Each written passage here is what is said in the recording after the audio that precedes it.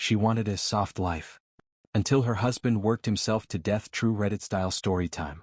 Be me. 29F. Married to husband, 32M, 4-5 years. Met in college. He wasn't the loud, charming guy everyone noticed. He was the one who walked drunk people home and remembered who skipped dinner. Quiet, dependable, the steady one. When we started dating, friends said he was too good to be true. But it never felt fake. He was just real. Proposed in a diner at 2 a.m., cheap ring, shaking hands, shared fries. Cried, said yes, waitress clapped. Didn't need fireworks. Just needed him. Married life started small but warm. Movie nights on the couch. Flowers every Thursday because that's when they're half off. He sold his motorcycle to pay for my design course. I cried when I found out. Thought, God, I hit the jackpot. Fast forward 5 years. Life got routine. Nothing bad, just predictable. Same dinners, same walks, same goodnight kisses.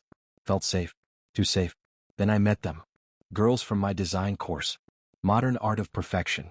Designer bags, sculpted nails, husbands who buy them trips like party favors. Started hanging out for networking. Ended up feeling like a peasant among queens. Brunch one Sunday. Bright cafe, everything Instagram ready. They start showing off their rings. Stacking them like poker chips.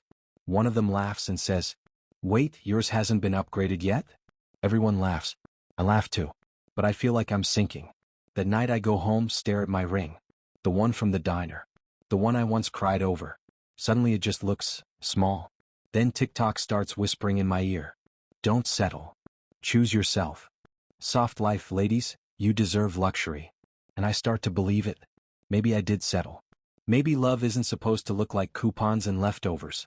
Enter Enrique. Client from my freelance design work. Older, rich, smooth. Confidence like he owns gravity. Calls me brilliant. Says I light up a room. Husband just nods and says, "Good job, honey."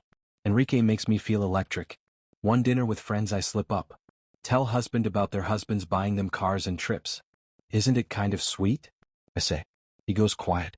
Later tells me he'll work harder. I don't realize what that means. Within a month he's working 14-hour days. Extra projects, side consulting. He's barely home. But the money starts rolling in. Buy my first Saint Laurent bag.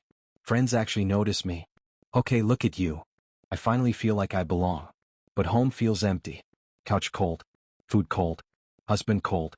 When he is home, he's half awake, smelling like coffee and exhaustion. His eyes look older than his age. One night I snap. Tell him I'm lonely. Tell him money doesn't feel like love. He sighs, says, "Then go live a little. Do what makes you happy. I'll handle things here." I know he means I trust you. But I hear you're free. And I run with it. Enrique and I start getting coffee after meetings. Then dinner. Then late-night project sessions that turn into hotel keys. Tell myself it's harmless. Tell myself, husband said to live a little. It becomes routine. Enrique buys me nice things. Makes me feel adored. I convince myself I deserve it. One night husband finds my bag on the dresser. Finds condoms we never use. Then receipts. Hotel bookings. Uber trips to Enrique's condo. I walk in and he's sitting there holding papers like evidence in a trial. "Tell me the truth," he says, voice shaking but steady. I panic. Blurt out the stupidest thing I've ever said. "You told me to live a little." Silence. He just looks at me like I'm not even human. Permission to cheat? I try to justify it. Say he wasn't there. Say I needed attention. He doesn't yell. Just says, "End it. We'll fix this. I'll take time off. We'll go to counseling." For a second I want to say yes. But I think of Enrique's car, Enrique's dinners, Enrique's compliments. Cross my arms and tell him no. I say I finally feel seen. Say I won't crawl back to coupons. He just sits down. Quiet. Hollow. Moves to the spare room that night. Weeks pass. Silence becomes a language. He stops eating much. Stops sleeping. A friend texts me, says he seems off. I roll my eyes. If he has a problem, he can talk. Months go by. Enrique gets bored. Finds someone new. My soft life looks more like an empty room with fancy handbags. One random Tuesday I come home early. Apartment quiet. Blinds half closed. Knock on his door. No answer. Push it open. He's on the bed. Shoes off. Arms at his sides. Looks like he just laid down to rest. But he's gone. 9/11, ambulance, chaos. All too late. His friend Mark comes later. Looks wrecked. Tells me he went into debt trying to make me happy.